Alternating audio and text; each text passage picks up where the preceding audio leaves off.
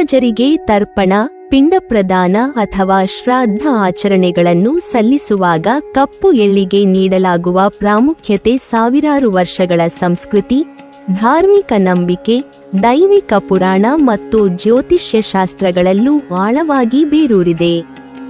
ಭಾರತೀಯ ಸಂಪ್ರದಾಯದಲ್ಲಿ ಪಿತೃಗಳಿಗೆ ಅರ್ಪಣೆ ನೀಡುವುದು ಕೇವಲ ಒಂದು ವಿಧಿ ಅಥವಾ ಧಾರ್ಮಿಕ ಕರ್ಮವೆಂದು ಮಾತ್ರ ಪರಿಗಣಿಸಲ್ಪಟ್ಟಿಲ್ಲ. ಅದು ಕುಟುಂಬದ ಮೂಲವನ್ನೇ ಗೌರವಿಸುವ, ಅವರ ಆತ್ಮಗಳಿಗೆ ಶಾಂತಿ ನೀಡುವ ಮತ್ತು ಅವರ ಆಶೀರ್ವಾದವನ್ನು ಜೀವನದಲ್ಲಿ ಸ್ವೀಕರಿಸುವ ಪವಿತ್ರ ಮಾರ್ಗವೆಂದು ನೋಡಲಾಗಿದೆ. ಇದರ ಕೇಂದ್ರಬಿಂದುವಾಗಿದ್ದು ಕಪ್ಪು ಎಳ್ಳಿನ ಉಪಯೋಗ. ಕಪ್ಪು ಎಳ್ಳು ಪಿತೃಗಳಿಗೆ ಅತ್ಯಂತ ಪ್ರಿಯವಾಗಿದ್ದು, ಯಾವುದೇ ತರ್ಪಣ ಪೂರ್ಣಗೊಳ್ಳಬೇಕಾದರೆ ಅದು ಎಳ್ಳಿಲ್ಲದೆ ಸಾಧ್ಯವಿಲ್ಲ ಎಂದು ಶಾಸ್ತ್ರಗಳು ಹೇಳುತ್ತವೆ. ಕಪ್ಪು ಎಳ್ಳಿನ ಮಹತ್ವವನ್ನು ಗರುಡ ಪುರಾಣ ಅಪಾರವಾಗಿ ವಿವರಿಸುತ್ತದೆ. ಪುರಾಣದ ಪ್ರಕಾರ ಹಿರಣ್ಯಕಶಿಪುವಿನ ಅಸುರ ಸ್ವಭಾವ, ಅವನ ಮಗ ಪ್ರಹ್ಲಾದನ ಮೇಲಿನ ಕ್ರೂರತೆ ಮತ್ತು ಶಿವಾಯ ವಿಪರೀತವಾದ ಅಧರ್ಮದಿಂದ ವಿಷ್ಣುವು ಅತ್ಯಂತ ಕೋಪಗೊಂಡನು. ಆ ಕ್ಷಣದಲ್ಲಿ ಅವನ ದೈವಿಕ ದೇಹದಿಂದ ಹೊಮ್ಮಿದ ಬೆವರಿನ ಹನಿಗಳು ಭೂಮಿಗೆ ಬಿದ್ದು ಉದಾತ್ತ ಶಕ್ತಿಯಿಂದ ಕೂಡಿದ ಕಪ್ಪು ಎಳ್ಳಾಗಿ ಪರಿವರ್ತನೆಗೊಂಡವು. ಇಂತಹ ದೈವಿಕ ಮೂಲದಿಂದ ಹುಟ್ಟಿಕೊಂಡದ್ದರಿಂದ ಕಪ್ಪು ಎಳ್ಳು ಶುದ್ಧತೆಯ, ಪವಿತ್ರತೆಯ, ರಕ್ಷಣಾ ಶಕ್ತಿಯ ಮತ್ತು ಪಿತೃಗಳ ಸಂತೋಷದ ಸಂಕೇತವಾಗಿದೆ. ಕುಶ ಹುಲ್ಲು, ಯಜ್ಞ, ಹವನ ಮತ್ತು ಶ್ರಾದ್ದದ ಮೂಲಾಂಶ ಸಹ ವಿಷ್ಣುದೇವರ ದೈವಿಕ ತೇಜಸ್ಸಿನಿಂದಲೇ ಸೃಷ್ಟಿಯಾಗಿದೆ ಎಂದು ಪುರಾಣಗಳು ತಿಳಿಸುತ್ತವೆ. ಹೀಗಾಗಿ ಕುಶ ಮತ್ತು ಎಳ್ಳು ಎರಡೂ ಪಿತೃಕರ್ಮಗಳಲ್ಲಿ ಅವಿಭಾಜ್ಯವಾಗಿವೆ. ಕಪ್ಪು ಎಳ್ಳಿನ ಮತ್ತೊಂದು ವೈಶಿಷ್ಟ್ಯವೆಂದರೆ ಅದು ಪಿತೃಲೋಕದೊಂದಿಗೆ ಸಂಪರ್ಕ ಸಾಧಿಸುವ ಶಕ್ತಿಯನ್ನು ಹೊಂದಿದೆ ಎಂಬ ನಂಬಿಕೆ. ಸಾಮಾನ್ಯ ಜಗತ್ತಿನ ಶಕ್ತಿಯನ್ನು ಕಪ್ಪು ಎಳ್ಳು ಆಕರ್ಷಿಸುವುದಿಲ್ಲ. ಬದಲಾಗಿ ಇದು ಅತ್ಯಂತ ಕ್ಷೀರ ಶಕ್ತಿ, ಸೂಕ್ಷ್ಮ ಶಕ್ತಿಗಳನ್ನು ಸೆಳೆಯುವ ಸಾಮರ್ಥ್ಯವನ್ನು ಹೊಂದಿದೆ. ತರ್ಪಣ ಮಾಡುವಾಗ ಎಳ್ಳನ್ನು ನೀರಿನಲ್ಲಿ ಮಿಶ್ರಣ ಮಾಡಿ ಅರ್ಪಿಸುವುದು ಕೇವಲ ಒಂದು ಹಸ್ತಚಲನೆ ಅಲ್ಲ, ಪಿತೃಗಳ ಆತ್ಮಗಳಿಗೆ ನೆಮ್ಮದಿ, ತೃಪ್ತಿ ಮತ್ತು ಶಾಂತಿ ನೀಡುವ ಸತ್ಕಾರವೆಂದು ಪರಿಗಣಿಸಲಾಗಿದೆ. ಎಳ್ಳಿನ ಪ್ರತಿ ಹನಿಯೂ ಶಾಂತಿಯ ಪರಿಣಾಮ ಉಂಟುಮಾಡುತ್ತದೆ ಎಂದು ವೃತ್ತಾಂತಗಳು ಹೇಳುತ್ತವೆ. ಜ್ಯೋತಿಷ್ಯಶಾಸ್ತ್ರದ ಪ್ರಕಾರ ಎಳ್ಳು ಶನಿ ಗ್ರಹದ ತೊಂದರೆಗಳನ್ನು ಶಮನಗೊಳಿಸುವ ದಿವ್ಯಶಕ್ತಿ ಹೊಂದಿದೆ. ಶನಿ ಗ್ರಹವು ವ್ಯಕ್ತಿಯ ಜೀವನದಲ್ಲಿ ಕಷ್ಟ, ವಿಳಂಬ, ಮನೋಭಾರ ಮತ್ತು ಕುಟುಂಬ ಸಮಸ್ಯೆಗಳನ್ನು ಉಂಟುಮಾಡುವ ಶಕ್ತಿಯನ್ನು ಹೊಂದಿದೆ. ಆದಾಗ್ಯೂ ಶ್ರಾದ್ದ ಅಥವಾ ತರ್ಪಣದ ವೇಳೆ ಕಪ್ಪು ಎಳ್ಳಿನ ಉಪಯೋಗವು ಶನಿಯಿಂದ ಉಂಟಾಗುವ ಈ ಕರ್ಮಿಕ ತೊಂದರೆಗಳನ್ನು ಹಗುರಗೊಳಿಸುತ್ತದೆ. ಪಿತೃಗಳ ಆಶೀರ್ವಾದ, ಶನಿಯ ದಯೆಯಂತೆ ಸಮಸ್ಯೆಗಳನ್ನು ಪರಿಹರಿಸುವ ಶಕ್ತಿ ಹೊಂದಿದೆ. ಹೀಗಾಗಿ ತರ್ಪಣದ ಮೂಲಕ ಪಿತೃಗಳು ಸಂತೋಷಗೊಂಡರೆ ಮನೆಯಲ್ಲಿನ ಅಡೆತಡೆ, ಆರ್ಥಿಕ ತೊಂದರೆ, ಅನಾರೋಗ್ಯ ಇವು ಶಮನಗೊಳ್ಳುತ್ತವೆ ಎಂದು ನಂಬಲಾಗಿದೆ. ಪ್ರತಿಯೊಂದು ಶ್ರಾದ್ದ ಕರ್ಮದಲ್ಲಿಯೂ ಕಪ್ಪು ಎಳ್ಳನ್ನು ಬಳಸುವುದರಿಂದ ಪಿತೃಗಳಿಗೆ ಅನ್ನ ಸಮಾನವಾದ ತೃಪ್ತಿ ದೊರೆಯುತ್ತದೆ ಎನ್ನುವುದು ಮತ್ತೊಂದು ವಿಶಿಷ್ಟ ನಂಬಿಕೆ. ಎಳ್ಳು ಪಿತೃಗಳಿಗೆ ಅತ್ಯಂತ ಶುದ್ಧ ಹಾಗೂ ಸಾತ್ವಿಕ ಶಕ್ತಿಯನ್ನು ನೀಡುತ್ತದೆ. ಇದರ ಮೂಲಕ ನಾವು ಅವರ ಆತ್ಮಗಳಿಗೆ ನಮ್ಮ ನೆನಪು, ನಮ್ಮ ಗೌರವ ಮತ್ತು ನಮ್ಮ ಕೃತಜ್ಞತೆಗಳನ್ನು ಅರ್ಪಿಸುತ್ತೇವೆ.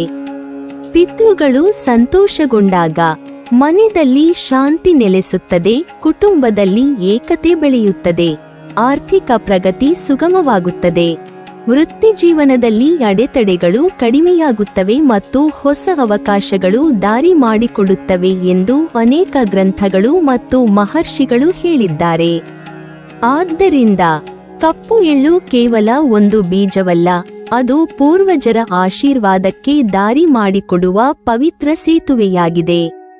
ಈ ರೀತಿಯಾಗಿ ಕಪ್ಪು ಎಳ್ಳಿನ ದೈವಿಕ ಮೂಲ, ಅದಕ್ಕೆ ಸಂಬಂಧಿಸಿದ ಪುರಾಣಗಳು, ಅದರ ಜ್ಯೋತಿಷ್ಯ ಶಕ್ತಿ ಸೇರಿ ಪಿತೃಗಳಿಗೆ ತರ್ಪಣ ಸಲ್ಲಿಸುವ ಈ ಮಹತ್ತಾದ ವಿಧಿಯಲ್ಲಿ ಎಳ್ಳಿನ ಸ್ಥಾನವನ್ನು ಅತ್ಯಂತ ಗೌರವದ ಮಟ್ಟಕ್ಕೇರಿಸುತ್ತದೆ.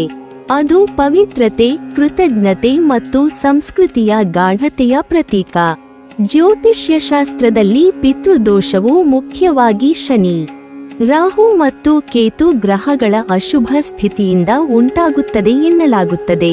ಈ ಗ್ರಹಗಳು ಕರ್ಮ, ವಿಳಂಬ, ಅಶಾಂತಿ, ಕರ್ಮಫಲ ಮತ್ತಿತರ ಸೂಕ್ಷ್ಮ ಶಕ್ತಿಗಳನ್ನು ನಿಯಂತ್ರಿಸುತ್ತವೆ. ಕುಟುಂಬದಲ್ಲಿ ಆಗಾಗ್ಗೆ ಸಮಸ್ಯೆಗಳು, ಆರೋಗ್ಯ ತೊಂದರೆಗಳು, ಮಕ್ಕಳು ಜನಿಸದಿರುವುದು, ಆರ್ಥಿಕ ಅಡೆತಡೆಗಳು, ವಂಶಪಾರಂಪರ್ಯ ಸಂಬಂಧಿತ ಸಮಸ್ಯೆಗಳು ಇವು ಪಿತೃದೋಷದ ಪರಿಣಾಮವೆಂದು ಪ್ರಾಚೀನ ಜ್ಯೋತಿಷ್ಯ ಹೇಳುತ್ತದೆ.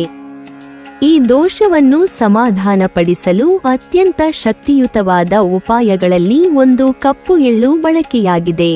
ಕಪ್ಪು ಎಳ್ಳು ಶನಿ, ರಾಹು ಮತ್ತು ಕೇತುಗಳ ಅಶುಭ ಪರಿಣಾಮಗಳನ್ನು ಹಗುರಗೊಳಿಸುವ ತತ್ವವನ್ನು ಹೊಂದಿದೆ ಎಂದು ನಂಬಲಾಗಿದೆ.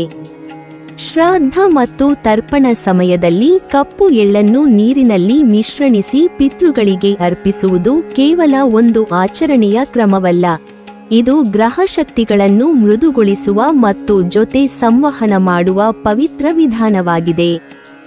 ಕಪ್ಪು ಎಳ್ಳು ಹೆಚ್ಚು ತಾಮಸಿಕ ಅಥವಾ ಅಶುಭ ಶಕ್ತಿಗಳನ್ನು ಆಕರ್ಷಿಸದೆ, ಬದಲಾಗಿ ಅವನ್ನು ಶಮನಗೊಳಿಸಿ ಪಿತೃಗಳಿಗೆ ಶಾಂತಿಯನ್ನು ನೀಡುವ ಸಾಮರ್ಥ್ಯವನ್ನು ಹೊಂದಿದೆ. ಈ ಶಾಂತಿ ಆಶೀರ್ವಾದ ರೂಪದಲ್ಲಿ ವಂಶಸ್ಥರ ಮೇಲೆ ಹರಿದು ಕುಟುಂಬದಲ್ಲಿ ಸುಖ, ಸ್ಥಿರತೆ ಮತ್ತು ಪ್ರಗತಿಯನ್ನು ತಂದುಕೊಡುತ್ತದೆ ಎಂಬುದು ನಂಬಿಕೆಯ ಗುರಿ. ಎಳ್ಳು ಬೀಜದ ಎರಡು ರೂಪಗಳು, ಕಪ್ಪು ಮತ್ತು ಬಿಳಿ, ಎರಡೂ ಪವಿತ್ರವಾದರೂ ಅವುಗಳ ಉಪಯೋಗಗಳು ವಿಭಿನ್ನ. ಬಿಳಿ ಎಳ್ಳು ಚಂದ್ರ ಮತ್ತು ಶುಕ್ರ ಗ್ರಹಗಳ ಸಂಕೇತ. ಇವು ಶುಭ, ಮಂಗಳ, ಸಮೃದ್ಧಿ ಮತ್ತು ಆನಂದದ ಪ್ರತೀಕ. ಹೀಗಾಗಿ ಬಿಳಿ ಎಳ್ಳನ್ನು ವಿವಾಹ, ವ್ರತ, ಸೌಭಾಗ್ಯಕ್ಕೆ ಸಂಬಂಧಿಸಿದ ಪೂಜೆಗಳಲ್ಲಿ ಬಳಸುತ್ತಾರೆ. ಆದರೆ ಪಿತೃಕರ್ಮವು ಸಂತೋಷ ಅಥವಾ ಮಂಗಳಕ್ಕೆ ಸಂಬಂಧಿಸಿದ ಕಾರ್ಯವಲ್ಲ, ಅದುಗೆ ಶಾಂತಿ, ಮುಕ್ತಿ ಮತ್ತು ತೃಪ್ತಿ ನೀಡುವ ಸೂಕ್ಷ್ಮ ಕ್ರಿಯೆ. ಈ ಕಾರಣದಿಂದ ತರ್ಪಣಕ್ಕೆ ಬಿಳಿ ಎಳ್ಳನ್ನು ಬಳಸುವುದಿಲ್ಲ, ಕೇವಲ ಕಪ್ಪು ಎಳ್ಳಿಗೆ ಮಾತ್ರ ಅತ್ಯುನ್ನತ ಸ್ಥಾನ ನೀಡಲಾಗಿದೆ. ತರ್ಪಣ ಮತ್ತು ಶ್ರಾದ್ದದಲ್ಲಿ ಕುಶದ ಪ್ರಾಮುಖ್ಯತೆ ಮತ್ತೊಂದು ಅಪೂರ್ವ ವಿಷಯ. ಕುಶ ಹುಲ್ಲು ಪವಿತ್ರವಾಗಿರುವುದು ಅದರ ಆಯ್ದ ದೈವಿಕ ವಾಸಸ್ಥಾನದಿಂದಲೇ. ಬ್ರಹ್ಮನು ಅದರ ಮೂಲಭಾಗದಲ್ಲಿ, ವಿಷ್ಣು ಮಧ್ಯಭಾಗದಲ್ಲಿ ಮತ್ತು ಶಿವನು ಅದರ ಮೇಲ್ಭಾಗದಲ್ಲಿ ವಾಸಿಸುತ್ತಾನೆ ಎಂಬ ಸರಳವಾದ ಆದರೆ ಗಂಭೀರವಾದ ಸಾಂಪ್ರದಾಯಿಕ ನಂಬಿಕೆ ಕುಶಕ್ಕೆ ಅಪಾರ ಪವಿತ್ರತೆಯನ್ನು ನೀಡುತ್ತದೆ. ಯಾವುದೇ ಕರ್ಮವನ್ನು ಕುಶವಿಲ್ಲದೆ ಪೂರ್ಣವೆಂದು ಪರಿಗಣಿಸಲ್ಪಡುವುದಿಲ್ಲ. ಕುಶದಲ್ಲಿ ಇರುವ ಸಾತ್ವಿಕ ಶಕ್ತಿ ನಮ್ಮ ಶರೀರ ಮನ ಆತ್ಮದ ಅಶುದ್ಧತೆಗಳನ್ನು ಶೋಷಿಸಿ ಕರ್ಮವನ್ನು ಶುದ್ಧಗೊಳಿಸುವ ಸಾಮರ್ಥ್ಯವನ್ನು ಹೊಂದಿದೆ. ತರ್ಪಣದ ವೇಳೆ ಕುಶವನ್ನು ಬಳಸುವುದು ಪಿತೃಗಳಿಗೆ ಗೌರವದ ಸಂಕೇತವಾದರೆ, ಕುಶದ ವಲಯದಲ್ಲಿ ಕುಳಿತು ಕರ್ಮಾಚರಣೆ ಮಾಡುವುದು ಆಧ್ಯಾತ್ಮಿಕ ಶಕ್ತಿಯನ್ನು ಹೆಚ್ಚಿಸುವ ಕ್ರಿಯೆಯಾಗಿದೆ.